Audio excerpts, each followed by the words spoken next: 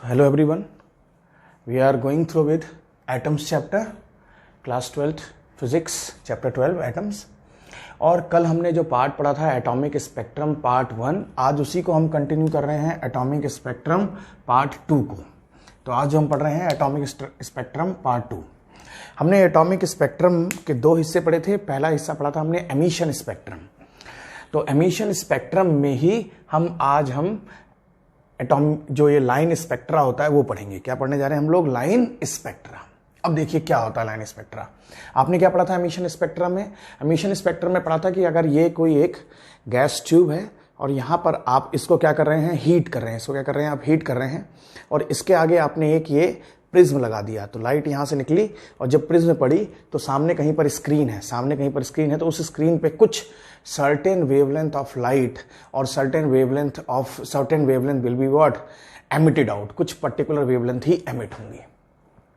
हमने समझाया था ऐसा क्यों होता है, क्योंकि हमने देखा था जो हमें एटम का स्ट्रक्चर बताया गया था, तो उसमें एक शेल, पहली वाली शेल KLMN, के लिए एनर्जी थी -13.4, फिर अगली वाले के लिए -3.4, फिर अगली वाले के लिए -1.5। तो जब एक से दूसरे पे इलेक्ट्रॉन जंप करेगा तो वह एनर्जी रिलीज करेगा in the form of what? Photon, higher से लोअर में। ठीक है, और लोअर से हायर जाएगा तो एनर्जी क्या करेगा? गेन करेगा। इसमें क्या करता है? एनर्जी रिलीज करता है, कि एमिशन स्पेक्ट्रम है। और वो एनर्जी जैसे मान लीजिए 13.4, यहाँ पर यह न्यूक्लियस है और ये इलेक्ट्रॉन्स घूम रहे हैं। ये पहली सेल है, दूसरी सेल। मैंने मान लिया इलेक्ट्रॉन पहले में था, पहले यहाँ से यहाँ आपने एनर्जी दी हीट करके, लेकिन यहाँ पर क्या रहता है? अनस्टेबल रहता है। तो अनस्टेबिलिटी खातिर ये क्या होगा? वापस आएगा, और वापस आएगा तो ये एनर्जी क्या करेगा? फोटोन के फॉर्म में रिलीज करेगा। किसकी फॉर्म में रिलीज करेगा? In the form of what? Photon.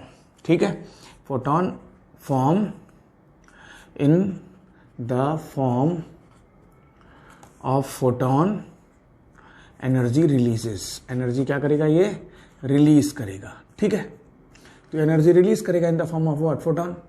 तो जब ये एनर्जी रिलीज करेगा तो कितनी एनर्जी रिलीज करेगा? तो बात आई कि outer shell minus what? Inner shell. Outer shell का था -3.4 इलेक्ट्रॉन वोल्ट और इसका कितना था?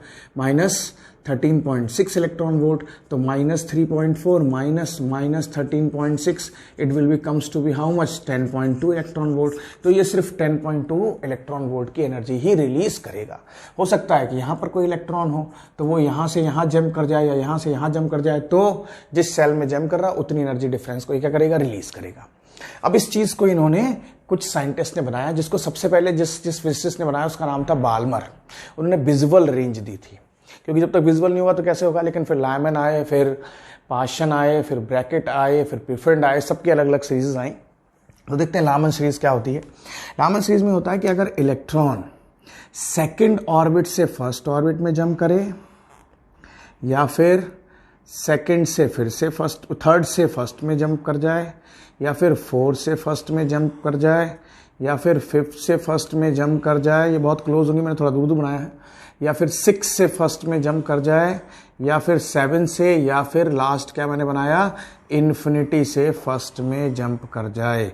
मतलब n कहाँ जंप कर रहा है? 1 में। तो n कहाँ से स्टार्ट होगा? इसमें 1 में। तो इसको हम कहते हैं लेमैन। ठीक है, लेमैन सीरीज।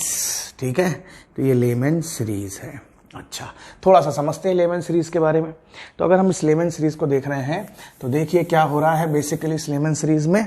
तो लेमैन सीरीज की बात देखें तो आपने एक फॉर्मूला पढ़ा था, और वो फॉर्मूला था 1/λ is equal to what? RZ² in bracket 1/n1² minus what? 1/n2²। But ये आया था कहाँ से फॉर्मूला? ये फॉर्मूला आया था hc/λ in bracket is equal to En2 minus En1। तो देखिए energy and wavelength are inversely proportional. Energy और वेवलेंथ कैसे हैं? यहां से इस फॉर्मूले के हिसाब से इनवर्स्ड है। तो आप क्या लिख सकते हैं? ये फॉर्मूला बता रहा है that energy is inversely proportional to what? Wavelength. तो एनर्जी ज्यादा किसकी होगी? 2 से 1 की या फिर इन्फिनिटी से 1 की? तो आंसर है इन्फिनिटी से 1 की एनर्जी ज्यादा होगी। तो इसकी वेवलेंथ क्या होगी? शॉर्ट होगी। और इसकी वेवलेंथ क्या होगी? लार्ज होगी। ठीक है, कि जहां एनर्जी कम होगी वहां वेवलेंथ क्या होगी? ज्यादा होगी, और जहां एनर्जी ज्यादा होगी वहां पर वेवलेंथ क्या होगी? कम होगी। ये न्यूमेरिकल्स में काम आएगा। ठीक है, तो मैं अभी तो इसको बता रहा हूं, आप समझ लीजिएगा कि energy is inversely proportional to what, wavelength. तो कभी क्वेश्चन में आ सकता है कहीं नॉर कि आपको लार्जेस्ट वेवलेंथ निकालनी है, शॉर्टेस्ट वेवलेंथ निकालनी है, तो आप ध्यान रखिए कि एनर्जी शॉर्टेस्ट कैसे निकल के आएगी और लार्जेस्ट। शॉर्टेस्ट निकालने के लिए क्या करना पड़ेगा आपको, शॉर्टेस्ट निकालने के लिए n2 को क्या लेना पड़ेगा, इन्फिनिटी, और पहला तो आपका वही रहेगा। ठीक है, तो लामन सीरीज के लिए क्या होगा फॉर्मूला, फॉर लेमैन सीरीज के लिए लैम्डा क्या होगा, 1 lambda is equal to R Z square in bracket 1 square, क्योंकि ये तो फिक्स है, सबके सब किसमें आ रहे हैं 1 में, माइनस 1 वॉट एंड 2 स्क्वायर। अब ये वैल्यू 2 भी हो सकती है, 3 भी हो सकती है, 4 भी हो सकती है, 5 भी हो सकती है, कुछ भी हो सकती है। तो ये इसका फॉर्मूला है, किसका है ये, लेमैन सीरीज का। अब दूसरा आता है बाल्मर। बाल्मर में क्या होता है, बाल्मर में सेकंड पे ही जंप करता है, फर्स्ट पे नहीं जंप करेगा। तो ये कहाँ जंप कर रहा है, थर्ड से सेकंड पे, फोर्थ से सेकंड पे, फिफ्थ से सेकंड पे, सिक्स से सेकंड पे एंड इन्फिनिटी से सेकंड पे। तो ये कौन सी सीरीज आ गई, बाल्मर। ठीक है, अच्छा इसमें क्या था, इसमें अल्ट्रा वायलेट रेस थी, कौन सी रेस थी, यूवी रेस थी, यूवी। इसमें कौन सी आएंगी, विजिबल आएंगी, कौन सी आएंगी, विजिबल। तो बाल्मर के लिए क्या होगा, बाल्मर के लिए n कितना हो गया, n is equal to how much, n is equal to 2, n जो आया n1 कितना निकल के आया है 2, इसमें भी n1 कितना निकल के आया है 2। तो फॉर बाल्मर अगर मैं कहूं, फॉर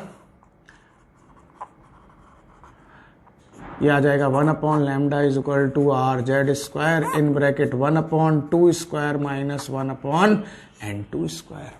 कहाँ से शुरू हो रहा है, 2 से शुरू हो रहा है। ठीक है, फिर अगला आता है पाशन। ये कहाँ शुरू होता है, ये थर्ड से शुरू होता है, तो फोर्थ से थर्ड में गिर गया, फिर फिफ्थ से थर्ड में गिर गया, फिर सिक्स से थर्ड में गिर गया, फिर इन्फिनिटी से इसमें गिर गया। तो ये हो गया पाशन, PACH, पाशन सीरीज। इसमें n कहाँ शुरू होता है, n1 शुरू होता है कहाँ से, 3 से। और इसमें कैसी रेज आती हैं, इंफ्रारेड, लेकिन कैसी होती हैं, लो इंफ्रारेड रेज। कैसी आती हैं, लो इंफ्रारेड। फिर अगला आता है ब्रैकेट। तो ब्रैकेट भी यहाँ शुरू होता है, ये शुरू होता है 4 से, तो पहला कहाँ से गिरेगा, 5 से 4 में, फिर 6 से 4 में, फिर इन्फिनिटी से 4 में। ठीक है, तो ये कौन सा हो गया, ब्रैकेट। ठीक है, इसमें n कहाँ शुरू होता है, n1। अगर हम बात करें तो इसमें n1 स्टार्ट होता है 4 से। तो अगर मैं इसका फॉर्मूला लिखूं, यहां लिख रहा हूं फॉर्मूला फॉर, ये तो फर्स्ट था, ये क्या हो गया, सेकंड हो गया, ये क्या हो गया, third. Formula for what, Paschen, PAC, Paschen series. तो 1 lambda is equal to 1 is equal to R Z square in bracket, R Z square in bracket. n1 कितना है इसके लिए, n1 कितना है 3, तो 1/3 स्क्वायर माइनस 1/n2 का स्क्वायर। ऐसे ही किसके लिए आ जाएगा, फॉर ब्रैकेट 1 लैम्डा अब कितना आ जाएगा, आर जेड स्क्वायर। अब कहाँ शुरू होगा, 4 का स्क्वायर माइनस n2 स्क्वायर। ठीक है, फिर अगला आता है पिफंड। ये कहाँ शुरू होता है, 5th से, तो पहले 6 से 5th पे कूदेगा, फिर कहाँ से कूदेगा, इन्फिनिटी से कूदेगा, या फिर 7 से कूदेगा। तो इसको कहते हैं पिफंड सीरीज। इसमें n कहाँ शुरू होता है, आंसर आया 5 से। अच्छा, ये वाली भी ब्रैकेट भी कैसी थी, लो इंफ्रारेड थी ब्रैकेट, और ये दो के दोनों कैसी होती हैं, लो इंफ्रारेड। लेकिन ये कैसी होती है, ये होती है हाई इंफ्रारेड रेज। तो इसमें पिफंड में क्या आती है, हाई इंफ्रारेड रेज आती है। तो नंबर 5 कौन सा आ गया अपने पास में, पिफंड। तो ये कितना हो जाएगा, 1 लैम्डा, इसको मैं मिटाल रहा हूँ, ये आ गया 1 lambda is equal to R Z square 1/5 का स्क्वायर माइनस 1/n2 स्क्वायर। और एक होती है हेम्फेरी, इसके बाद में वो 6 पे आता है सीधे। तो ये आया और ये कहाँ से आ गया, यहाँ पर। ये कौन सी हो गई, ये हो गई HYM, हेम्फेरी सीरीज। ठीक है, स्पेलिंग देख लीजिएगा, नोट्स में दी हुई है। तो h by M P H E R Y Humphrey series, इसमें 1/λ क्या होता है R Z square 1/6 square minus 1/n2 square. So this is what emission spectral, ठीक है, लाइन सीरीज, ठीक है। तो एमिशन स्पेक्ट्रम का क्या निकल के आया, एक लाइन सीरीज आया। ये अपने से बोर्ड में खूब पूछा जाता है और इस पर न्यूमेरिकल्स भी आते हैं, ठीक है। शॉर्टेस्ट के लिए क्या होगा, एनर्जी कम होगा, नोट करके लिख लीजिए, नोट करके कि energy is less for shortest wavelength, ठीक है, एंड वाइस वर्सा। तो इस कंसेप्ट का यूज करेंगे। शॉर्टेस्ट के लिए क्या होगा, हमेशा शॉर्टेस्ट के लिए अगर वेवलेंथ क्या है, एनर्जी लेस है, तो वेवलेंथ क्या होगी, ज्यादा होगी। उल्टा है, मतलब आप इसको से ज्यादा अच्छा छोड़ दिए, ऐसे लिख लीजिए कि energy is inversely proportional to what, lambda. तो अगर एनर्जी क्या है, कम है, एनर्जी कम है, तो लैम्डा क्या होगा, ज्यादा होगा। ये ज्यादा अच्छा समझ में आएगा आपको। अगर एनर्जी क्या है, कम है, तो वेवलेंथ क्या होगी, ज्यादा होगी। तो एनर्जी कम कहाँ होगी, 2 से 1 पे या फिर 3 से 1 पे, ऐसे देख लीजिए। इधर वालों की एनर्जी कम होगी और इधर वाली की एनर्जी ज़्यादा होगी, तो इधर वेवलेंथ क्या निकल के आएगी, अगर एनर्जी ज़्यादा है तो वेवलेंथ क्या होगी, छोटी होगी, और इधर क्या होगी, बड़ी होगी। तो छोटी बड़ी वेवलेंथ, अगर एनर्जी कम है तो वेवलेंथ ज़्यादा है, तो इसमें फॉर्मूला क्या यूज़ करोगे, इसमें फॉर्मूला 1 से 2, 3, 4 ऐसे यूज़ करोगे, ठीक है। 1 के बाद में 2, 3, n2 की वैल्यू निकल के आएगी 1, 2, 3। लेकिन शॉर्टेस्ट के लिए क्या निकल के आएगी, ये वैल्यू क्या निकल के आ जाएगी, इनफाइनाइट। शॉर्टेस्ट के लिए n2 हमेशा कितना निकल के आएगा, इन्फिनिटी हम यूज करेंगे, ठीक है। तो ऐसा याद रखिएगा, थोड़ा सा कंसेप्ट है ये।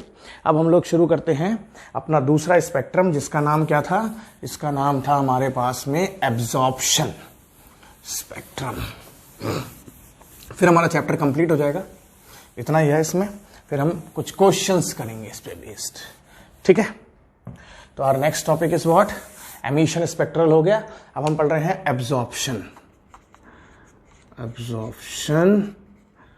स्पेक्ट्रम, ठीक है भाई, समझते हैं, बहुत सिंपल सा है। क्या है ये, कि मैंने जैसे कल कहा था कि मान लीजिए कोई एक ग्लास का चैम्बर है, ठीक है, और इसके अंदर क्या भरी हुई है, गैस है। इसके अंदर क्या है, एक कोई गैस भरी हुई है, सिंपल मोनोएटॉमिक गैस है, ठीक है। आपने क्या करा, कल आपने हीट करा था, लेकिन आज कुछ नहीं, आज एक ऐसी है कोल्ड गैस है, ठीक है।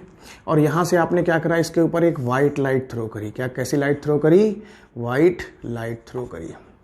तो आप जानते हैं जब व्हाइट लाइट किसी, और ये लाइट इससे क्या हुई, बाहर निकली। मान लीजिए ये व्हाइट लाइट ऐसे बाहर निकली, मुड़ गई, थोड़ा सा डेंसिटी खातिर कुछ भी ऐसा समझ सकते हैं आप, ऊपर नीचे कहीं भी जा सकती है। तो जब ये व्हाइट लाइट एक प्रिज्म के ऊपर आके पड़ेगी, किसके ऊपर आके पड़ेगी, प्रिज्म के ऊपर आके पड़ेगी, तो आपको पता होना चाहिए, मैंने सबसे पहले स्टार्टिंग में बताया था कि जब व्हाइट लाइट प्रिज्म के ऊपर पड़ती है तो उसमें क्या होता है, डिस्पर्जन होता है, वो 7 कलर विग्योर में टूटती है और कंटिन्यूअस स्पेक्ट्रा मिलता है। कैसा मिलता है, कंटिन्यूअस। लेकिन यहाँ कुछ गड़बड़ हुआ। यहां पर क्या हुआ, जब ये व्हाइट लाइट पड़ी और यहां पर एक स्क्रीन थी, क्या थी, स्क्रीन थी, तो ये देखा गया कि इसमें से जो आपको विग्योर मिलना चाहिए था, क्या मिलना चाहिए था, विग्योर मिलना चाहिए था, कि मतलब ये रेड था और ये वायलेट था। तो ये कंटिन्यूअस तो है, कंटिन्यूअस तो है, बट सम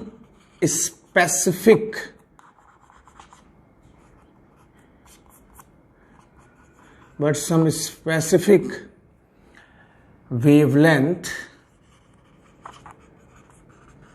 are absorbed।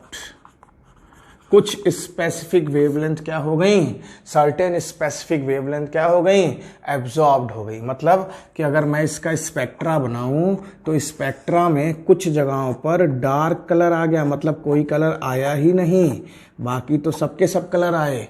मान लीजिए ये 3 जगहों पर क्रॉस, मतलब नो कलर, ठीक है। इसका मतलब क्या है कि नो कलर ब्लैक, ठीक है, ब्लैक ब्लैक।